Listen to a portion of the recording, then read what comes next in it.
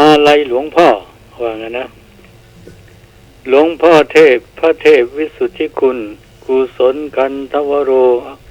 อายุ91ปีเจ้าอาวาสวัดปุปารามอดีตเจ้าคณะจังหวัดเชียงใหม่และที่ปรึกษาเจ้าคณะจังหวัดท่านละสังขารเมื่อสายวันที่6เมษายน2559ขึ้นสู่สวรรค์นิพพานตามพระนิพพานปรารถนาของท่านไปแล้วผมขอนำวัตถุปฏิบัติของหลวงพ่อที่พบเห็นบ่อยๆมาเล่าสู่กันฟังในฐานะที่เคยไปกราบท่านบ่อยๆหลวงพ่อตื่นเช้าทุกวันแม้ไม่มีภารกิจนิมนต์ก็จะออกมาเดินตรวจตราดูรอบวัดระยะหลังท่านอาภาสก็สั่งให้พระเณรศิษย์วัดทำโน่นทำนี่ตลอดเพื่อให้วัดสะอาดสะดวกมาสว่างสวยงามเป็นที่เจริญตาของผู้พบเห็นหลวงพ่อมกุศลอดีตเป็นเจ้าคณะอำเภอดอยสะเก็ดลงพื้นที่ตรวจตรางานคณะสงฆ์ตลอดสิ่งที่เมื่อท่านได้รับก็คือความแตกต่างระหว่างพระบ้านนอกกับในเมืองแต่ท่านชอบความเป็นธรรมชาติและสมถะแบบพระบ้านนอกมากกว่าวัดในความดูแลท่านอยู่ในโครงการศูนย์ศึกษาพัฒนาห้วยห้องไคร้อันเนื่องมาจากพระราชดำริหลวงพ่อเข้าไปศึกษาและได้นำแนวพระราชดำริเศรษฐกิจพอเพียงมาอบรมเทศสั่งสอนชาวบ้านหลวงพ่อปลูกผักสวนครัวไว้รอบหอมนเทียนธรรมวัดบุปารามใครอยากจะมาเก็บกินก็ได้ไม่หวงใครไม่พอจะขอเมล็ดไปเพาะหวานปลูกเองก็ได้หน้ากุฏิจะจัดบรรจุถุงเมล็ดพันธุ์ผักกาดกวางตุ้งถั่วฝักยาวมะเขือพริกแตงกวาและอื่นเอาไว้คละกันจำนวนมากหลวงพ่อบอกกับผมต่อหน้าครูเพียรคนขับรถว่าพืชผักของกินทั้งหลายเหล่านี้ปลูกเองกินเองไม่มีพิษไม่เสียสตังค์ทำไมจึงไม่ทำกันมากๆประหยัดเงินที่จะไปซื้อมากินไม่หมดก็ทิ้งไปแต่ถ้าปลูกไว้กินได้ตลอดอย่างที่ในหลวงตรัสไว้ในเรื่องเศรษฐกิจพอเพียงไม่ใช่อดอยากแต่พอเพียงเพื่อไปตลอดชีวิตเลยหลวงพ่อพระเทพวิสุทธิคุณเป็นพระสมถะมีเหตุผลและมีความเมตตาสูงวันหนึ่งผมกับผู้ช่วยศาสตราจารย์ดร.สุเมธสิรินิรันดร์มหาวิทยาลัยไม่ใช่สถานีวิทยุมหาวิทยาลัยเกษตรที่สันทรายผู้ช่วยศาสตราจารย์ดร.สุเมธสิรินิรันดร์ไปไหว้ท่านบอกว่ารำคาญพระต่างจังหวัดมาภิกขาจารย์อยู่นั่นแหละไม่มีเงินกลับคืนมาขอค่ารถกราบเรียนว่าหลวงพ่อน่าจะปฏิเสธเลขาโดยกันกองเลขาคอยกันกองก่อนไม่ให้มาถึงก็ขอหลวงพ่อก็ใจอ่อนหลวงพ่อบอกไม่ต้องเลขาพระเนนต่างมีภารกิจต่างไปเรียนหนังสือให้เขาเจริญก้าวหน้าแต่พระจริงหรือพระปลอมไม่รู้มาถึงก็ขอเงินหลวงพ่ออ้างไม่มีค่ารถกับวัดต่างจังหวัดหลวงพ่อก็ให้ด้วยความเมตตาทุกครั้งไปนี่เป็นเหตุการณ์ตอนหนึ่งที่เป็นเจ้าคณะจังหวัดเชียงใหม่ท่านไม่ใช้พระเดชท่านมีแต่พระคุณเรียนถามท่านว่าแล้วคณะสังฆการคารวะมาช่วยหลวงพ่อจะแต่งตั้งใหม่หรือไม่ท่านว่าพระวินยาธิการก็มีจะดูแลกันเองท่านขอให้พระในปกครองรับรู้ด้วยสังคมภายนอกเขาจ้องมองอยู่แต่ท่านไม่คิดว่ามันจะมีใครมาเบียดเบียนขอท่านบัดนี้ไม่มีหลวงพ่อพระเทพวิสุทธิคุณแล้วได้แต่ระลึกถึงท่านที่เคารพศรัทธาไปกราบเคารพศ ศพหลวงพ่อณวัดบุพารามอำเภอท่าแพอำเภอเมืองเชียงใหม่ในระหว่างนี้ในทุกวันครับนี่เป็นงานเขียนของคุณบุญยริศ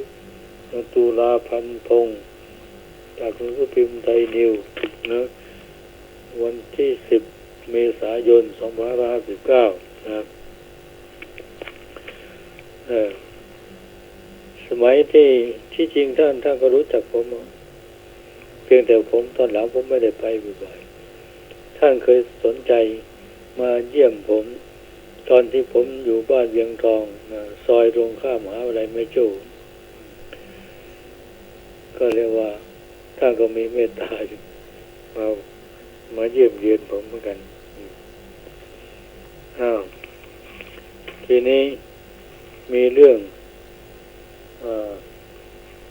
ในหนังสือพิมพ์ไทยนิวเขาเขียนไว้นะเขาพิมพ์ไว้เลยว่าวงการสงฆ์โศกสลดพระเทพวิสุทธิคุณมรณภาพไม่ใช่นะแต่ว่าท่านก็มรณภาพด้วยอาการสงบทีนี้ผมจะเอาเรื่องสมโภช720 ปีนครเชียงใหม่บรรยากาศบรรยากาศ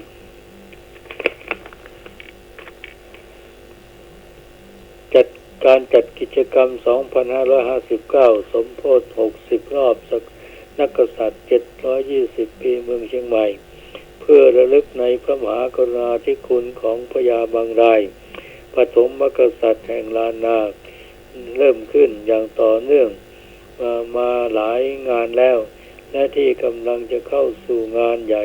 ของจังหวัดและคณะสงฆ์มีขึ้นตั้งแต่วันที่10 เมษายนนี้จังหวัดเชียงใหม่ประชุมเตรียมงานแต่ละครั้งก็มีกิจกรรมใหม่ๆเพิ่มขึ้นถือว่าเกิดความตื่นตัวของทุกภาคส่วนที่จะร่วมกันจัดงานฉลองสมโภชวาระสำคัญนี้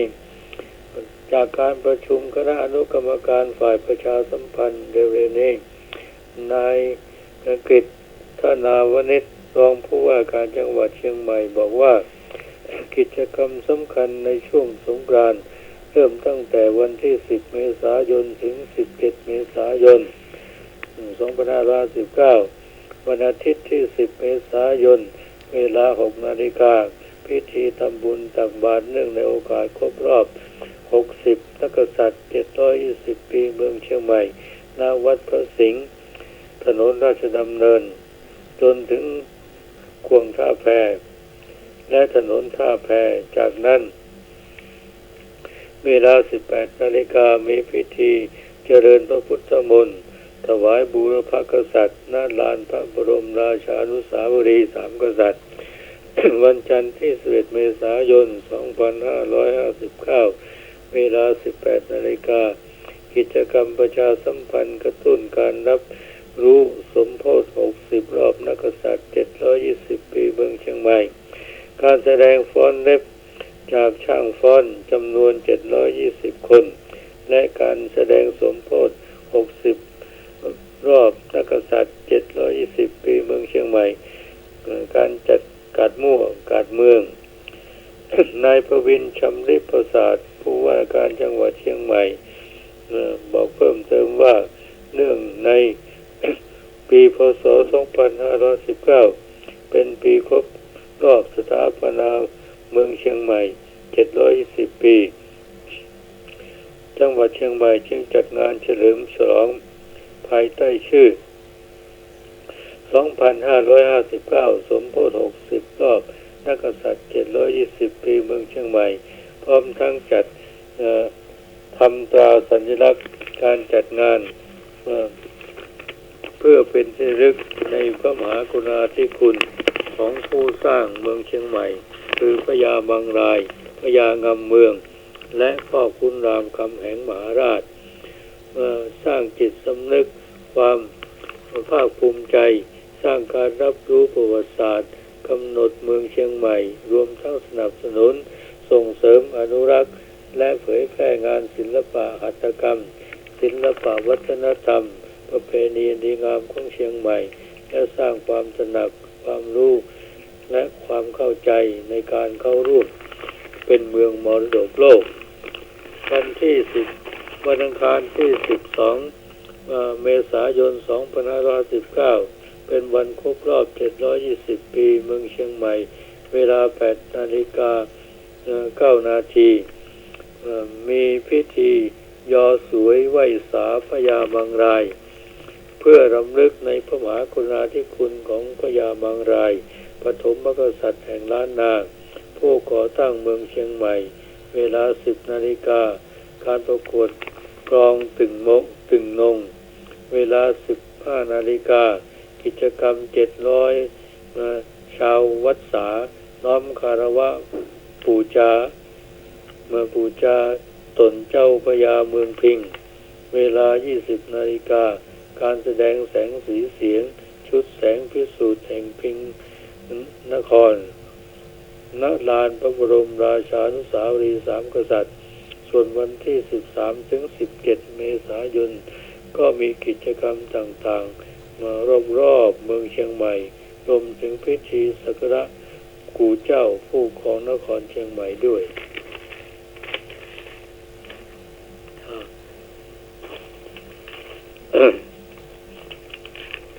โอเคเอาเรื่องนี้หน่อยเรื่อง 700 ชาววัดสาน้อมคารวะบูชาตนเจ้าพญาเมืองพิง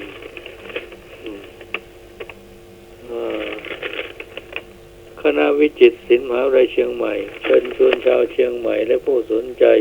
ร่วมเป็นส่วนหนึ่งในวาระการเฉลิมฉลองเมืองเชียงใหม่อายุครบ 720 ปีในงาน 700 ชาววัดสาน้อมคารวะบูชาตนเจ้าพญาเมืองพิงในวันที่ 12 เมษายน 2559 ณ ขวงอนุสาวรีย์สามกษัตริย์วรรันบุญยสุรัตน์คณบดีคณะวิจิตรศิลป์มหาวิทยาลัยเชียงใหม่บอกว่าโดยความร่วมมือของหลายๆภาคส่วนทั้งส่วนราชการได้แก่จังหวัดเชียงใหม่เทศบาลนครเชียงใหม่มณฑลทหารบกตำรวจจราจรสถาบันการศึกษาได้แก่มหาวิทยาลัยเชียงใหม่มหาวิทยาลัยแม่โจ้โรงเรียนต่างๆภาคชุมชนได้แก่วัดชุมชนจากอำเภอต่างๆของจังหวัดเชียงใหม่รวมไปถึงภาคเอกชนได้มอบหมายให้คณะวิจิตรศิลป์มหาวิทยาลัยเชียงใหม่โดยบุคลากรศิษย์เก่าและศิษย์ปัจจุบันเป็นผู้ดูแลรับผิดชอบการจัดงาน 700 ชาววัดสาน้อมคารวะบูชาตนเจ้าพญาเมืองพิงเพื่อเป็นการเทิดพระเกียรติแด่บรรพกษัตริย์แห่งนครเชียงใหม่สืบสานวัฒนธรรมประเพณีที่แสดงออกถึงสำนึกด้วยกตัญญูตาต่อบรรพชนของล้านนาเผยแพร่พระเกียรติคุณของบรรพกษัตริย์แห่งนครเชียงใหม่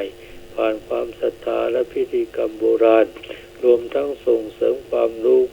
และความเข้าใจในประวัติศาสตร์สังคมและการจัดการทางวัฒนธรรมท้องถิ่นให้แก่สาธารณชนรูปแบบของการจัดงานนั้นประกอบไปด้วยพิธีกรรมแบบโบราณนับตั้งแต่การจัดขบวนแห่อัญเชิญพระบรมสารีริกธาตุพระพุทธรูปและเครื่องสักการะอันเป็นมงคลใช้ผู้ร่วมขบวนกว่า 200 คนเริ่มเคลื่อนขบวนตั้งแต่ 14 นาฬิกาณบริเวณพุทธสถานเชียงใหม่ขบวนเคลื่อนไปทางขวงประตูท่าแพเข้าสู่ถนนราชดำเนินไปจนถึงบริเวณสี่แยกกลางเวียงในเวลาประมาณ 16 นาฬิกา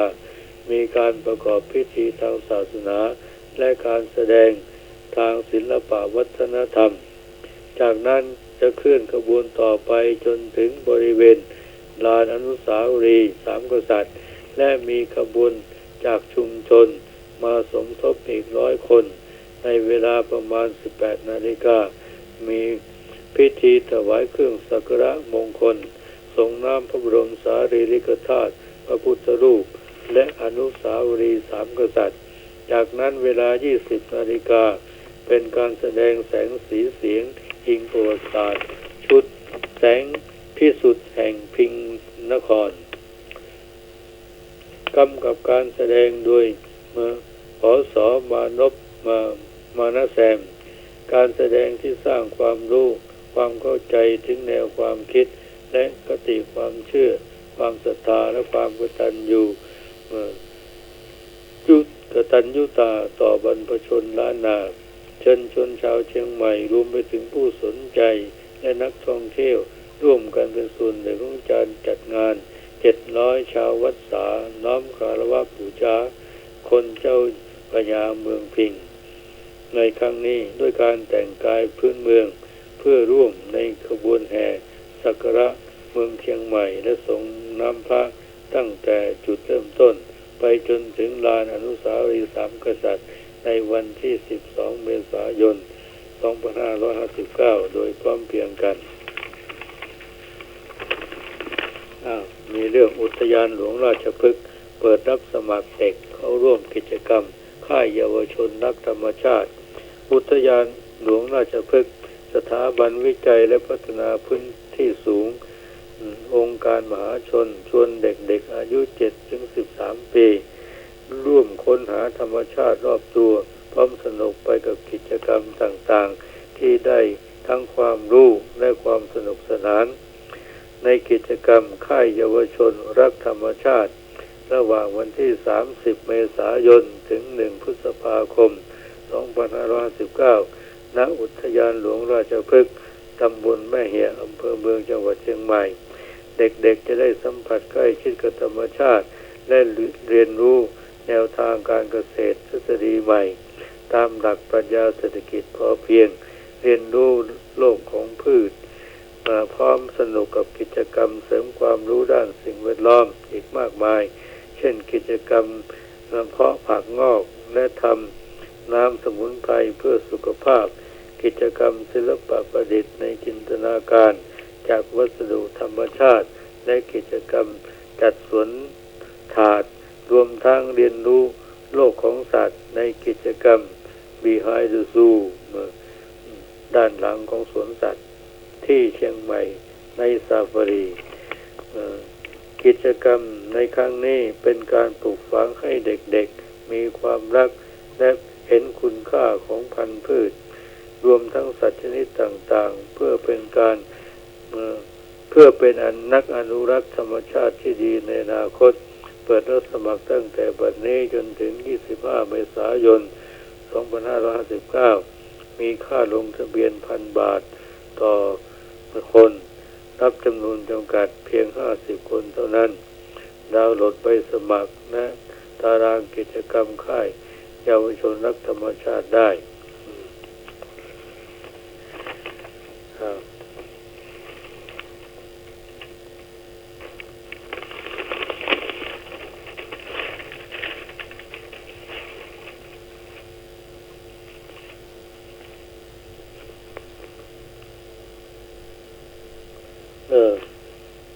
ในนี้มี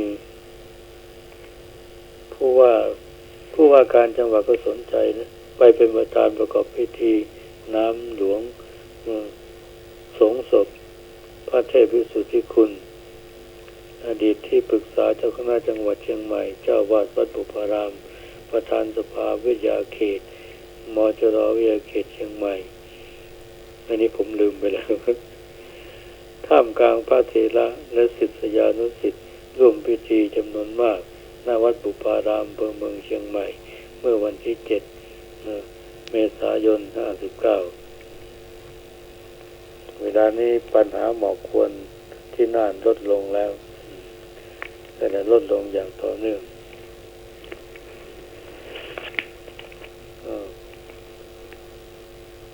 3 ล้อทุกๆเชียงใหม่เขาบอกว่าตอนนี้เขามีการอบรม3 ล้อทุกเน้นมารยาทแต่งตัวดีอยู่อันนี้เป็นงานของสำนักทำงานตำรวจภูธรภาค 5 มณฑลทหารบกที่ 33 ร่วมกับสำนักงานขนส่งจังหวัดเชียงใหม่และสหกรณ์นครล้านนาเดินรถจำกัดรวมทั้งสหกรณ์เดินรถอื่นๆสัมมนาผู้มาประกอบการและขับรถสาธารณะรถสองแถวและแท็กซี่ไปได้เร็วนี้แล้วเพื่อเข้าสู่โหมดการจัดระเบียบทั้งในเรื่องไม่โกงราคาค่าโดยสารไม่จอดรถที่ห้ามจอดรวมทั้งการแต่งตัวและกิริยามารยาทที่ดีกระทรวงทรัพยากรชมการหมักปุ๋ยแบบครบวงจรตามแนวพระราชดำริก็รัฐมนตรีว่าการกระทรวงทรัพยากรนำคณะเยี่ยมชมระบบบำบัดสิ่งปฏิกูลแบบหมักปุ๋ยแบบครบวงจรตามแนวพระราชดำริที่บ้านเชียงดอยอำเภอดอยสะเก็ดจังหวัดเชียงใหม่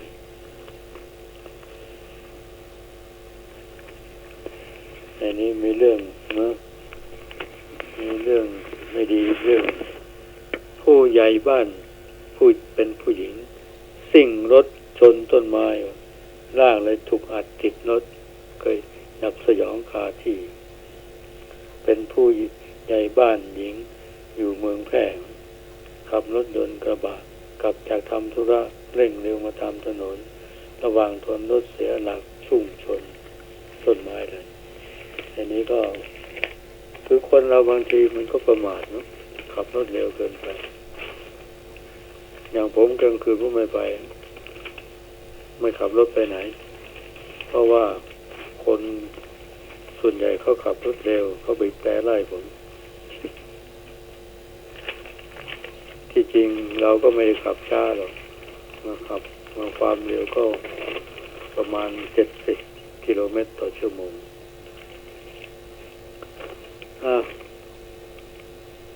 ทีนี้สมโภชนี้เสร็จไปแล้วสมโภช720 ปี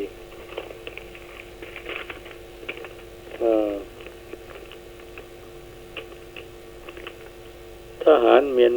มายึดกาเฟอีน 4,400 กิโลกรัมเมื่อวันที่ 5 เมษายนร้อยตำรวจเอกเทงวินและ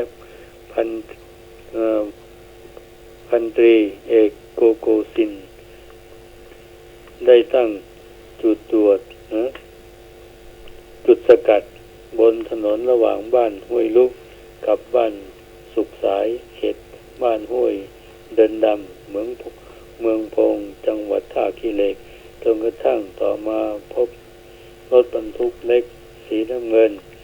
มีนายแก้วอายุ47 ปีเป็นคนขับมีนายอุ่นอายุ27 ปีเป็นชาวเมืองพงนั่งมาด้วยจึงส่งสัญญาณให้หยุดและตรวจค้นสิ่งของที่บรรทุกมาภายในรถยนต์พบคาเฟอีนบรรจุถุงพลาสติกถุงละ25 กิโลกรัม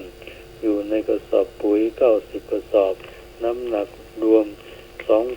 2,250 กิโลกรัมจึงประสานเจ้าหน้าที่ที่เกี่ยวข้องตรวจยึดและทำการตรวจสอบในขณะกำลังสอบสวนอยู่นั่นก็มีรถบรรทุกเล็กสีน้ำเงินอีกคันมีนายกล่องอายุ34 ปีชาวเมืองพงเป็นคนขับตามมาอีกคันจึงเรียกให้หยุดและตรวจค้นพบคาเฟอีนสีขาวบรรจุถุงพลาสติกถุงละ25 กิโลกรัมอยู่ในกระสอบปุ๋ย86 กระสอบน้ำหนักรวม 2,150 กิโลกรัมจึงทำการตรวจยึดไว้ภายหลังจากการตรวจยึดเจ้าหน้าที่เชื่อว่าสารคาเฟอีนที่ถูกจับกุมได้ในครั้งนี้เป็นของกลุ่มมูเซอร์ที่มีนายจะง่อยเป็นผู้นำได้สั่งนำเข้าจากประเทศจีนนำส่งเรือล่องทางเรือแม่น้ำโขงไปขึ้นที่ฝั่งเมียนมาที่บ้านป่าแล้วเชียงลาบ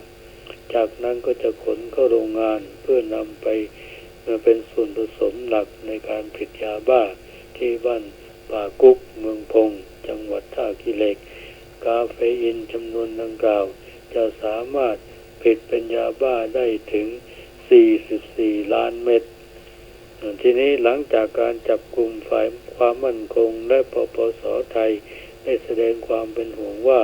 ในช่วงเทศกาลที่จะถึงนี้จะมีกลุ่มผู้ค้ายาเสพติดทำทีเป็นนักท่องเที่ยวลำเลียงยาเสพติดเข้ามาประเทศไทยรวมทั้งผ่านสปป.ลาวไปสู่ประเทศที่3มากขึ้นจึงได้สั่งการประสานทุกฝ่ายให้เข้มงวดในการตรวจสกัดกั้นและมาทำการหาข่าวให้มากขึ้นอันนี้ก็เรื่องแปลกดำน้ำหาปลากลายเป็นศพหนุ่มวัย29ลงดำน้ำหาปลาในหนองน้ำหมู่บ้าน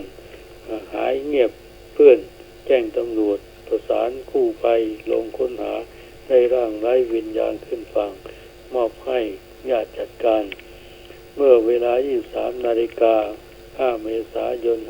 59 พันตำรวจโทวัฒราวุฒิแจ้งอำพันธ์สว.สอบสวนสถานีตำรวจภูธรเมืองน่านรับแจ้งเหตุจากศูนย์วิทยุนันทบุรีว่ามีคนจมน้ำเสียชีวิตบริเวณหนองน้ำสะเนียนหมู่ 2 ตำบลสะเนียนอำเภอเมืองจังหวัดน่านหลังรับแจ้งจึงประสานทีมประดาน้ำอบช.น่านร่วมกันไปตรวจสอบทราบว่าผู้จมน้ำหายไปครั้งนี้ชื่อนายอนุรักษ์จันทราชอายุ 29 ปีบ้านเลขที่ 73 หมู่ 2 ตำบลสะเนียนอำเภอเมืองจังหวัดน่านจึงระดมกำลังลงค้นหาจากการสอบสวนนายภัคพลศรีนวลและนายณัฐพลบันเทิงเพื่อนบ้านผู้ตายให้การว่าก่อนเกิดเหตุเวลา 20 นาฬิกาวันเดียวกันนี้อากาศร้อนอบอ้าวตนทั้งสองจึงชวนกันไปหาปลาและได้ไปขอยืมหน้ากากดำน้ำและสมวกแทงปลาของนายอนุรักษ์เพื่อจะเอาไปสวมใส่แต่นายอนุรักษ์บอกว่าจะไปด้วยจึงพากันลงดำน้ำส่องปลากันในหนองน้ำสะเนียนผัดกันลงดำจนมาถึงคิวนายอนุรักษ์จึงลงดำน้ำปรากฏว่าหายไปไม่ยอมโผล่ขึ้นมาจึงแจ้งตำรวจทราบต่อมาเจ้าหน้าที่ชุดประดาน้ำได้ลงค้นหาอีกครั้งจนพบศพนายอนุรักษ์เข้าไปติดอยู่ในท่อลอดใต้น้ำจึงนำศพขึ้นมาบนฝั่งให้เจ้าหน้าที่ตำรวจชันสูตรและนำศพส่งเก็บโรงพยาบาลน่านให้แพทย์ชันสูตรก่อนจะมอบให้ญาติรับไปจัดการทำประเพณีอันนี้ก็เรียกว่าเป็นกรรมเอง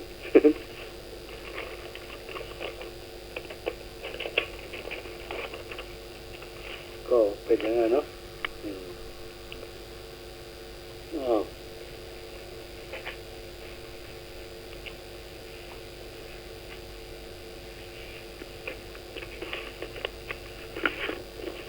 มีเรื่องสปาเรื่องเก่าอาชญากรรมสมัยก่อนนี่เรื่องเชียงใหม่พศ 2509 50 ปีมาแล้วอาชญากรรมสมัยก่อนล้นแหล่งที่ทำให้เกิดอาชญากรรมสำคัญนั้น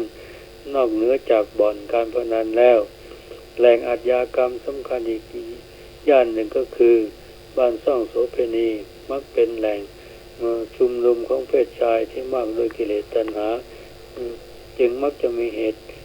คนเมาสุราอาละวาดมีเหตุทะเลาะวิวาทชกต่อยทำร้ายร่างกายกันรวมทั้งฆ่ากันตายอันธพาลตะลุมบอลกับตำรวจชายแดนตำรวจถูกยิง3 คนที่กำแพงดินเมื่อวันที่11เดือนมกราคม 2551 ประมาณ 21 นาฬิกา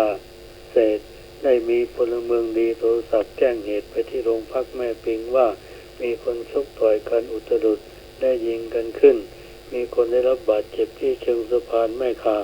ถนนศรีดอนชัยขอ อให้เจ้าที่ออกไปดูสถานที่เกิดเหตุร้ายเมื่อรับแจ้งแล้วร้อยตำรวจเอกสมพันธ์ปองทองหัวหน้าสถานีตำรวจแม่ปิงพร้อมด้วยจ่าสิบตำรวจตรีสมศักดิ์เมธาเวชนายร้อยเวรสตท.หลุยอุ่นเรือนกับพวกจึงรีบรุดออกไปที่เกิดเหตุปรากฏว่ามีชาย3 คนถูกยิงได้รับบาดเจ็บคือพลกมล ณพิคุณถูกกระสุนปืนลูกซองที่หน้าท้อง9 แผลกระสุนฝังในผู้ประสบเหตุได้นำตัวส่งโรงพยาบาลเสียมภักดีและพลบุญเติมเชื่อมชูศรีถูกกระสุนปืนลูกซองที่บริเวณขาขวาและพลนิคมจุงวัดถูกกระสุนปืนลูกซองที่แขนซ้ายถูกนำตัวไปทำบาดแผลที่โรงพยาบาลนครเชียงใหม่จากการสอบสวนของเจ้าหน้าที่ตำรวจได้ความว่าก่อนเกิดเหตุเล็กน้อยผู้ได้รับบาดเจ็บทั้ง3และเพื่อนอีก2 คนเป็นเจ้าหน้าที่ตำรวจตระเวนชายแดนหมวด504อำเภอเชียงของเดินทางจากอำเภอเชียงของมาถึงเชียงใหม่เมื่อวันที่10เพื่อรับการฝึกอบรมที่ค่ายดารารัศมีแม่ริมและพักอยู่ที่โรงแรมไทยเจริญถนนท่าแพตามวันเวลาดังกล่าวได้ไปเที่ยวตามกำแพงดินและเข้าไปในร้านอาหารแห่งหนึ่งเชิงสะพานแม่ขาพร้อมกับสั่งน้ำแข็งเปล่ามากินที่ร้านอาหารแห่งนี้มีชายกลุ่มหนึ่งประมาณ 8-9 คนนั่งอยู่ก่อนและส่งเสียงเอะอะเอตโรลั่นชายกลุ่มนั้นเมื่อเห็นกลุ่มของเจ้าหน้าที่จึงได้พูดจาถากถางต่างๆนานาเมื่อตำรวจตระเวนชายแดนที่มาด้วยเกรงจะมีเรื่องจึงได้ลุกขึ้นเดินไปขอร้องให้ชายกลุ่มดังกล่าวสงบปากเสียงแต่ชายกลุ่มนั้นกลับกระโดดเข้าชกต่อยใส่กลุ่มเจ้าหน้าที่ตำรวจชายแดนเป็นพลวันโต๊ะเก้าอี้ในร้านถูกขว้างล้มหักเสียหายไปหลายตัวขณะที่เกิดการชกต่อยกันขึ้นอยู่นั้นเสียงปืนดังขึ้น1 นัดเมื่อสิ้นเสียงปืนมีผู้ร้องด้วยความเจ็บปวดจากอันธพาลกลุ่มนั้นจึงแยกย้ายพากันหลบหนีไปเมื่อคนที่ได้รับบาดเจ็บคือเจ้าหน้าที่ตำรวจตระเวนชายแดนและถูกพาไปส่งโรงพยาบาลเมื่อทราบเรื่องเช่นนั้นเจ้าหน้าที่ตำรวจจึงแยกย้ายออกจับกุมตัวมือปืนในที่สุดเจ้าหน้าที่ก็จับกุมตัวชายคนหนึ่งได้ใกล้ๆสถานที่เกิดเหตุควบคุมตัวส่งโรงพักปิงทราบชื่อภายหลังว่านายปรีดาอายุ35 ปีอยู่ถนนโคชสารได้รับบาดแผลที่บริเวณใบหน้าเนื่องจากถูกไม้เก้าอี้ฟาดและต่อมาในตอนบ่ายวันที่12 เดือนเดียวกันเจ้าหน้าที่ตำรวจได้จับกุมชายหนึ่งในกลุ่มมือปืนนั้นอีกคนหนึ่งคือนายเปียกอายุ16 ปีอยู่ถนนกำแพงดินนายวิชัยอายุ16 ปีอยู่ถนนพระปกเกล้านายแดงอายุ18 ปีอยู่ถนนช้างคานนายดำอายุ17 ปีอยู่ถนน3 ล้านกล่าวหาว่าสมคบกับนายตุ๋ยและนายอินกับนายสนั่นไม่ทราบนามสกุลที่ยังหลบหนีไปกุมรุมทำร้ายร่างกายเจ้าหน้าที่ตำรวจชายแดนสำหรับพวกที่ยังหลบหนีไปนั่นขณะนี้เจ้าหน้าที่ตำรวจกำลังออกติดตามหาตัวเพื่อนำมาดำเนินคดีต่อไปในนี้จากหนังสือคนเมือง15 กุมภาพันธ์ 2509เดี๋ยวนี้ไม่มีหนังสือคนเมืองมีหนังสือไทยนิวกับเชียงใหม่นิวต้นปี 2509มีข่าวเรื่องการรณรงค์ส่งเสริมข้าวซอจ้อยอีกทั้งการใช้คำเมืองทางสถานีวิทยุรัฐมนตรีว่าการกระทรวงมหาดไทยในขณะนั้นคือพลเอกประภาส จารุเสถียรการรณรงค์ในครั้งนั้น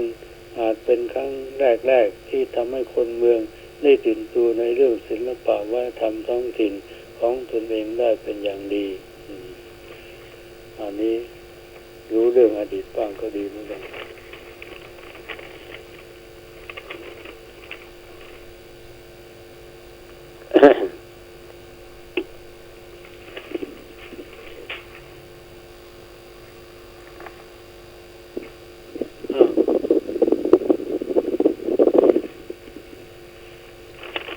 มีเรื่องพิเศษเรื่องเก่าแตกตื่นอธิธาตครูบาศรีกลับคืนสู่วัด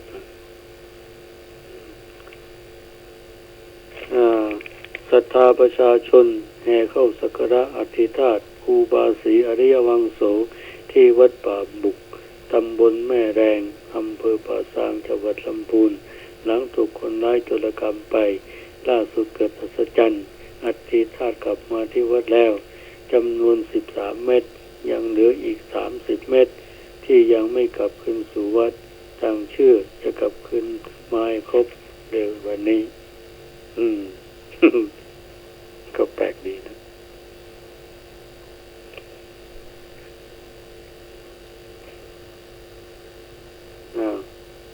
ทะเบียนรถเขาไปมาประมูลกันคนบางคนเขามารวยเนาะไม่เสียดายตังค์เขาได้เลข9 4 ตัว9999ประมูลได้เงิน2,600,000 บาทก็แปลกดีเหมือนกัน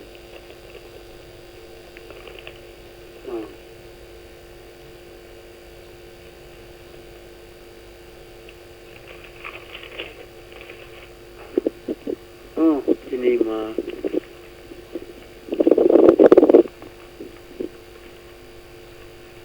เรื่องจ้างฟ้อนฉลอง700 ปีนครเชียงใหม่เปิ้นเลยเอาจ้างฟ้อนมา700 สาวเลยได้มาจาก25 อำเภอร่วมสมโภชเชียงใหม่720 ปีกิจกรรมสมโภชเชียงใหม่ครบรอบ720 ปีระหว่างวันที่11 ถึง 14 เมษายนนี้ที่ได้รับความสนใจไม่ยิ่งหย่อนไปกว่ากิจกรรมอื่นคือขบวนช่างฟ้อนกิตติมศักดิ์จำนวน720 ชีวิตนำขบวนโดยนางมนสุดาชัมนิประสาทนายกเหล่ากาชาติจังหวัดเชียงใหม่และนายกสมาคมส่งเสริมวัฒนธรรมสตรีศรีลานาไทยเป็นสตรีหมายเลข 1ของเชียงใหม่ในฐานะภริยาผู้ว่าการจังหวัดเชียงใหม่พร้อมด้วยบรรดาผู้แทนจากเจ้านายฝ่ายเหนือ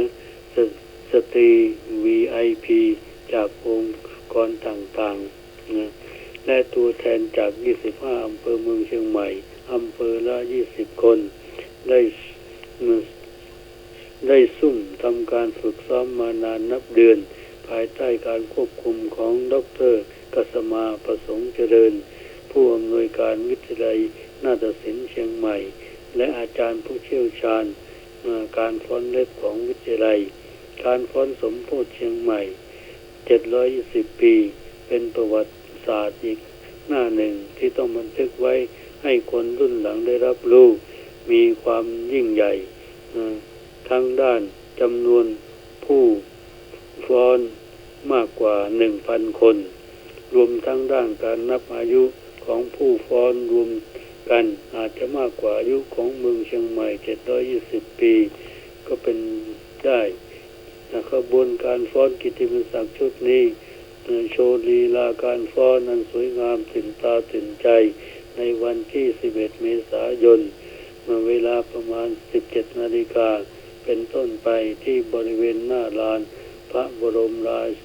ชานุสาวรีย์สามกษัตริย์กลางเมืองเชียงใหม่แต่ในวันทำการซ้อมใหญ่ของนักฟ้อนเมื่อเย็นวันที่ 7 เมษายนก็สามารถเรียกร้องความสนใจชาวเชียงใหม่และนักท่องเที่ยวไปชมอย่างคับคั่งเมื่อถึงวันจริงอาจจะมีผู้เข้าชมมากกว่าหลายเท่า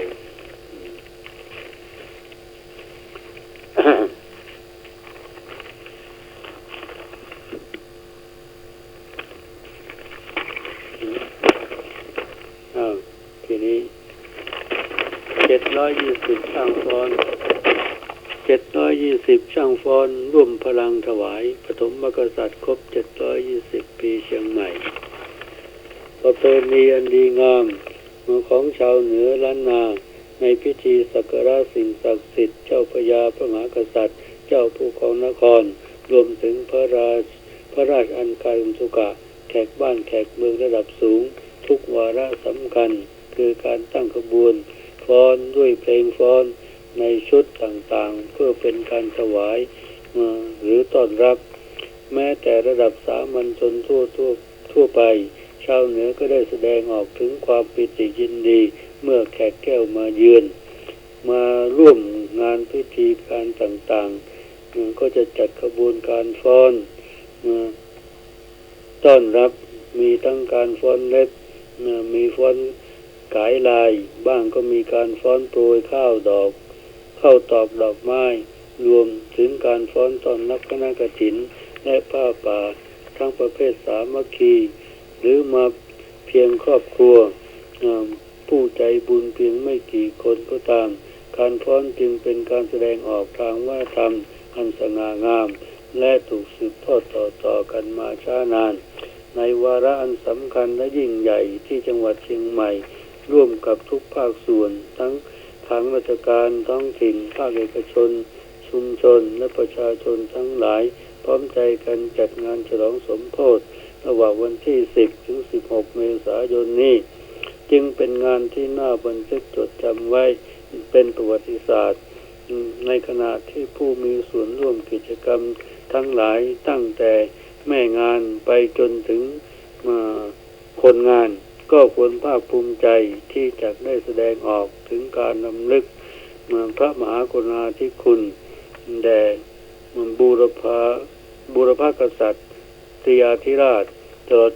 จนถึงเจ้าผู้ครองนครเชียงใหม่และผู้สร้างคุณูป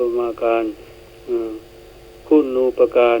ต่อเมืองเชียงใหม่ในวาระครบ60รอบนักกษัตริย์720ปีในปี 2559 ส่วนของราชการและประชาชนนั้นกำหนดจัดกิจกรรมฉลองสมโภช720 ปีเมืองเชียงใหม่ไว้3วันที่10เมษายนภาคเช้าทำบุญตักบาตรพระสงฆ์720 รูปพร้อมกับการแสดงศิลปะวัฒนธรรมวันที่11เมษายนจัดกิจกรรมฟ้อนเล็บสมโภช60รอบนักกษัตริย์720ปีเมืองเชียงใหม่มีผู้ร่วมฟ้อนถึง720คนประกอบด้วยเจ้านายฝ่ายเหนือผู้แทนส่วนราชการมาระดับต่างๆและผู้แทนชุมชนณลานพระราชานุสาวรีย์สามกษัตริย์วันที่12เมษายนเป็นวันที่เมืองเชียงใหม่อายุครบรอบ720ปีเต็มมีกิจกรรมไหว้สักการะพระบูรพกษัตริย์ไม่ใช่พระบรมราชานุสาวรีย์สามกษัตริย์ตั้งแต่เช้ามีการแข่งขันกองตึงนงการแสดงศิลปะวัฒนธรรมต่างๆจนถึงค่ำสำหรับภาคศาสนาพระธรรมเสนาบดีรองเจ้าคณะภาค7วัดพระธาตุดอยสุเทพราชวรวิหารพร้อมอำเภอเมืองสำนักงานวัฒนธรรมจังหวัดสำนักงานพระพุทธศาสนาจังหวัดเทศบาลตำบลสุเทพชาวตำบลสุเทพเป็นต้นจัดงานสมโภชพระบรมธาตุดอยสุเทพเพื่อเฉลิมฉลอง720ปีนพบุรีศรีนครพิงค์เชียงใหม่ตั้งแต่วันที่10ถึง16เมษายนณวัดพระธาตุดอยสุเทพทุกวันมีสักการะด้วยน้ำขมิ้นส้มปล่อยถวายพระบรมรูปพระยามังรายวันที่2เมษายนเป็นพิธีการบวงสรวงสักการะเป็นกรณีพิเศษและมีการแสดงศิลปะวัฒนธรรมตลอดทั้งวันสำหรับการฟ้อนเล็บครั้งยิ่งใหญ่ของชาวจังหวัดเชียงใหม่เฉลิมฉลองในวาระ2559สมโภช60รอบนักกษัตริย์720ปีเมืองเชียงใหม่เพื่อเป็นการเฉลิม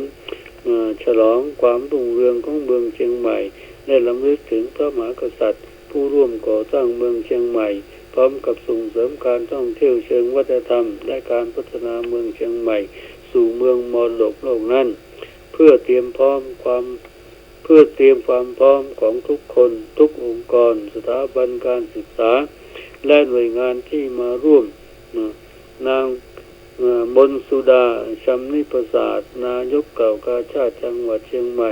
ร่วมกับคณะกรรมการที่รับผิดชอบจัดพิธีซ้อมใหญ่ให้ช่างฟ้อนทุกคนแต่งตัวพื้นเมืองห่มสบายแต่งตัวเหมือนวันฟ้อนจริงทรงผมเก้าเมืองประดับดอกเอื้องอึกพึ่งสวมรองเท้าแตะ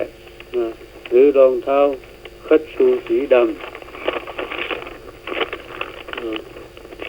เมื่อวันที่ 7 เมษายน ณ ลานพระราชานุสาวรีย์สามกษัตริย์ไปแล้วส่วนการฟ้อนเล็บวันจริงในโอกาสเฉลิมฉลอง720 ปีเมืองเชียงใหม่มีขึ้นในวันจันทร์ที่11 เมษายน 2519 เวลา 17 นาฬิกาเป็นต้นไปณ ลานพระราชานุสาวรีย์สามกษัตริย์ในวันดังกล่าวมีช่างฟ้อนมาจากทั่วทั้งจังหวัดเชียงใหม่ประกอบด้วยเจ้านายฝ่ายเหนือผู้แทนส่วนราชการระดับต่างๆและผู้แทนชุมชนทั้ง25 อำเภอในเชียงใหม่ทำการฝึกซ้อมการฟ้อนเล็บขององค์กรองค์ภาครัฐและเอกชนที่พร้อมเต็มที่จะมารวมตัวกันทั้งหมดจำนวน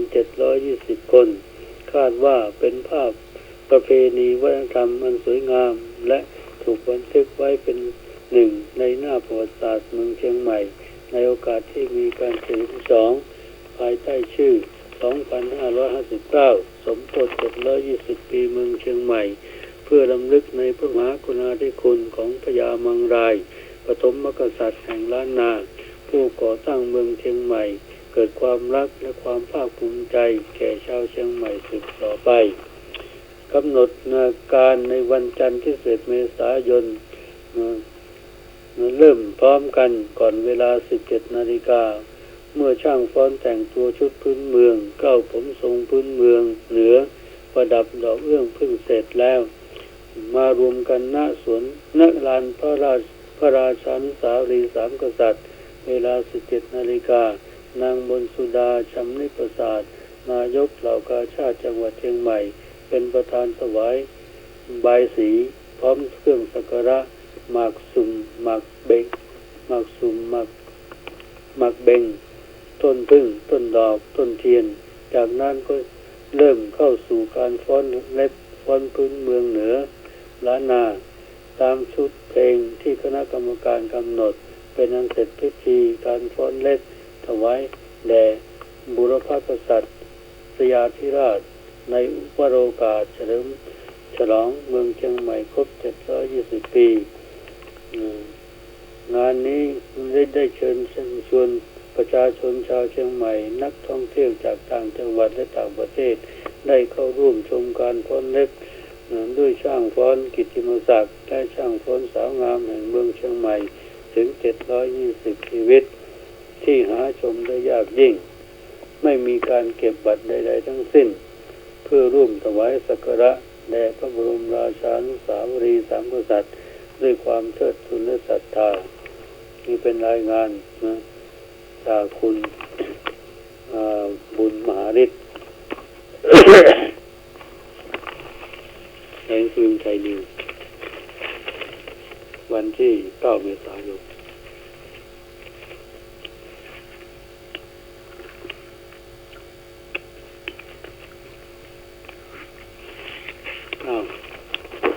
นายกเดินสายแก้แรงวอนคนกรุงอย่าวิตกน้ำประปาขาดแคลนเอาไว้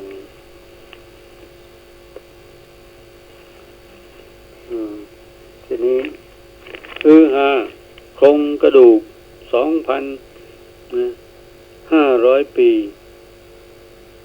ขุดพบที่สุโขทัยพร้อมของโบราณอันนี้เป็นผลงานของสำนักศิลปากรที่ 6 จังหวัดสุโขทัยขุดพบ2โครงกระดูกมนุษย์เครื่องประดับพอแล้ว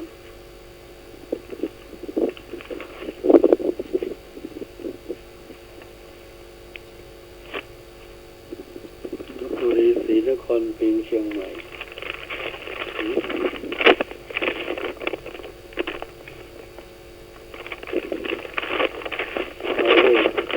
เอาเรื่องนี้จริงเนาะจากหนังสือเชียงใหม่นิวจากเชียงใหม่นิว8 เมษายน 59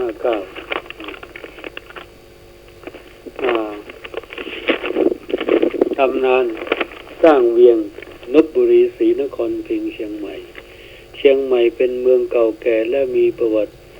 การสร้างมายาวนาน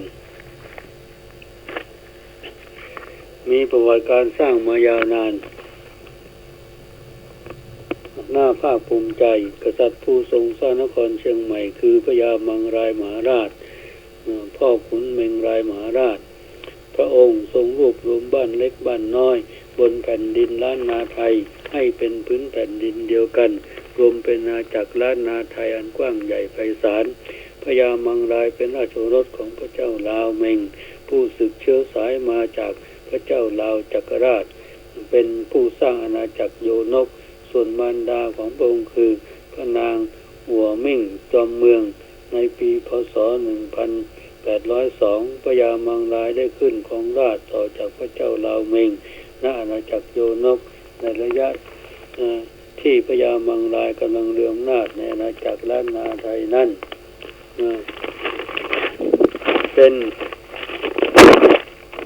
เป็นเวลาเดียวกันกับที่พญาร่วงพ่อขุนรามคำแหงมหาราชกำลังเรืองอำนาจอยู่ในอาณาจักรสุโขทัยและพญางำเมืองพ่อขุนงำเมืองกำลังเป็นใหญ่อยู่ที่เมืองพะเยากษัตริย์ทั้ง3 องค์นี้เป็นพระสายสนิทร่วมน้ำสาบานมาด้วยกันดังนั้นเมื่อพญามังรายรวบรวมเมืองต่างๆในอาณาจักรล้านนาไทยเป็นปึกแผ่นแน่นหนาแล้วในปีพ.ศ. 1824พระองค์ยกกองทัพมาตีเมืองหฤพุนชัยไว้ในอำนาจหลังจากนั้นได้เมืองหฤพุนชัยแล้วได้ทรงโปรดให้อำมาตย์คนสนิทชื่ออ้ายฟ้าของเมืองหฤพุนชัยจากนั้นพระองค์ได้เสด็จไปสร้างเมืองใหม่ชื่อเวียงกุมกามปัจจุบันเป็นเมืองร้างอยู่ในเขตอำเภอสารพีจังหวัดเชียงใหม่เมื่อปีพ.ศ. 1834ทรงดำริจะสร้างเมืองใหม่ขึ้นอีกแห่งหนึ่งเพื่อเป็นศูนย์กลางของล้านนาไทยเมื่อเริ่มสร้างเมืองใหม่ขึ้นพญามังรายได้ทูลเชิญพญาร่วงแห่งอาณาจักรสุโขทัยและพญางำเมืองแห่งเมืองพะเยาพระสหายมาร่วมน้ำสาบานให้มาช่วยพิจารณาทำเลที่สร้างเมืองใหม่กษัตริย์ทั้ง3 พระองค์ทรงเห็นที่ราบอันอุดมสมบูรณ์ในฝั่งแม่น้ำปิงบริเวณป่าเชิงดอยสุเทพเป็นที่ราบกว้างใหญ่อยู่ในเทือกเขาสลับซับซ้อนมีป่าแม่น้ำปิงอยู่ทางด้านตะวันออกพื้นที่กว้างใหญ่อุดมสมบูรณ์เหมาะที่สร้างเมืองหลวงขึ้นในเวลนั้นเป็นอย่างยิ่งพญาร่วงทรงมีพระดำรัสว่าเมืองนี้ข้าศึกจะเบียดเบียนมิได้คนไหนมีเงินพันมาอยู่จะมีเงินหมื่นคันมีเงินหมื่นมาอยู่จะมีเงินแสนแสดงให้เห็นถึงสภาพทางยุทธการและเศรษฐกิจของเมืองเชียงใหม่เมื่อกษัตริย์ทั้ง3 พระองค์ทรงปรึกษาหารือกันแล้วในวันที่12 เมษายน พ.ศ. 1839พญามังรายจึงได้ตกลงพระทัยสร้างเมืองใหม่ขึ้นมาณที่ราบลุ่มแม่น้ำปิงใกล้เชิงดอยห้วยช้างดอยสุเทพ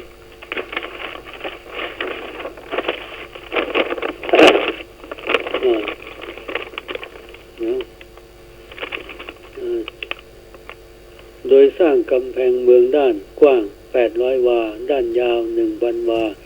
มาบรรจบเป็นรูปสี่เหลี่ยมผืนผ้าคันเมื่อได้เวลาเลิกก็ได้ลงมือขุดภูเวียงและก่อปราการด้านทิศอีสานอันเป็นทิศศรีนครก่อนแล้วอ้อมไปทิศทักษิณไปรอบ4 ด้านพร้อมทั้งตั้งตลาดไปด้วยกันเป็นเวลา4 เดือนแล้วจึงแล้วเสร็จสมบูรณ์กษัตริย์ทั้ง3 องค์ทรงขนานนามเมืองนี้ว่าลพบุรีศรีนครพิงค์เชียงใหม่เมืองเชียงใหม่จึงเป็นศูนย์กลางความเจริญของล้านนาไทยมีกษัตริย์เชื้อสายราชวงศ์บางรายปกครองตลอดมาจนถึง200 ปีเศษ ตั้งแต่ปีพ.ศ. 2101 เป็นต้นมาเชียงใหม่ถูกลุกลานและตกเป็นเมืองขึ้นของพม่าและกรุงศรีอยุธยาอยู่หลายยุคหลายสมัยจนครั้งสุดท้ายในสมัยกรุงธนบุรีพระเจ้าตากสินมหาราชทรงตีนครเชียงใหม่คืนจากพม่าได้ในปีพ.ศ. 2317ทรงกวาดล้างอิทธิพลของพม่าออกจากล้านนาไทยได้สำเร็จและทรงแต่งตั้งเจ้าเมืองมาประจำแต่ผู้ของนครก็ยังมีอยู่เจ้าผู้ของนครในล้านนาไทยถวายต้นไม้ต้นไม้เงินต้นไม้ทองและเครื่องราชบรรณาการแก่กรุงธนบุรีทุกๆปีในฐานะประเทศราชจนถึงปีพ.ศ. 2435จึงยุติลงเชียงใหม่เป็นเมืองราชของกรุงธนบุรีและรัตนโกสินทร์จนถึงสมัยสมเด็จพระพุทธยอดฟ้าจุฬาโลกได้ทรงสถาปนาพญากาวิระณเชียงใหม่ขึ้นเป็นพญากาวิระเป็นต้นตระกูลณเชียงใหม่ปกครองเมืองเชียงใหม่สืบเนื่องมาจนถึงเจ้าแก้วนรัตน์องค์ที่9เป็นองค์สุดท้ายเมื่อครั้งจัดแบ่งการปกครองราชอาณาจักรไทยออกเป็นมณฑลปี 2440 พระบาทสมเด็จพระจุลจอมเกล้าเจ้าอยู่หัวทรงยุบเมืองราช เข้ากับอาณาจักรไทยและได้ยกเมืองเชียงใหม่ขึ้นเป็นมณฑลพายัพมีสมหเทสาพิบาลสำเร็จราชการมณฑลต่อมาภายหลังจากการเปลี่ยนแปลงการปกครองปีพ.ศ. 2475ได้ยุบเลิกมณฑลพายัพเมืองเชียงใหม่จึงเปลี่ยนมาเป็นจังหวัดจนถึงปัจจุบันนี้รวมเวลาที่เชียงใหม่เป็นราชธานีของอาณาจักรล้านนาตั้งแต่ปีพ.ศ. 1839 จนถึงปี 2339 ได้ 500 ปีและมีอายุตั้งแต่เริ่มสร้างเมืองตั้งแต่วันที่ 12 เมษายน พ.ศ. 1839 จนถึงปัจจุบันได้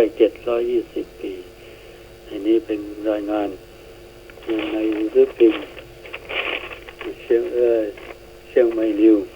โดยคุณจักรพงศ์คำบุญเรืองจบแล้ว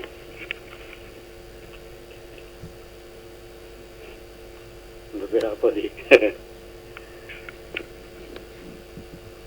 สวัสดีผู้ฟังครับ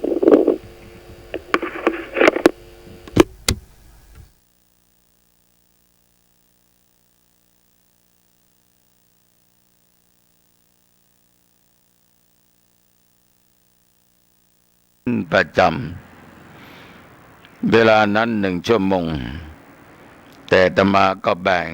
เป็น2 ภาคแรกนั้นก็บรรยายธรรมให้ญาติโยมได้ฟังกันอีก30 นาทีหลังนั้นก็เทศทำแบบชาดกเวสสันดรชาดกให้ญาติให้โยมได้ฟังกันก็มาถึงกันกุมารประดับประดาโดยพระคาถาได้101 พระคาถาศรัทธาญาติโยมทั้งหลาย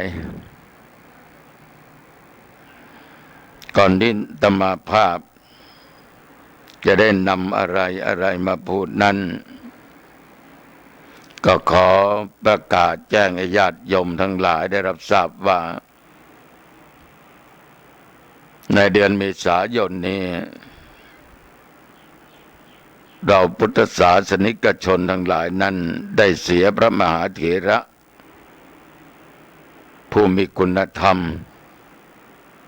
ประจำจิตประจำใจไปอีก1 องค์นั่นก็คือพระเดชพระคุณหลวงพ่อพระเทพวิสุทธิคุณอดีตที่ปรึกษาเจ้าคณะจังหวัดเชียงใหม่อดีตเจ้าอาวาสวัดบุพารามหลวงพ่อนั้นญาติโยมทั้งหลายได้จากพวกเราไปละสังขารไปเมื่อวันที่6วันนั้นเป็นวันจักรีเวลาที่หลวงพ่อได้จาก ลูกศิษย์ลูกโยมเป็นนั้นประมาณ9 โมง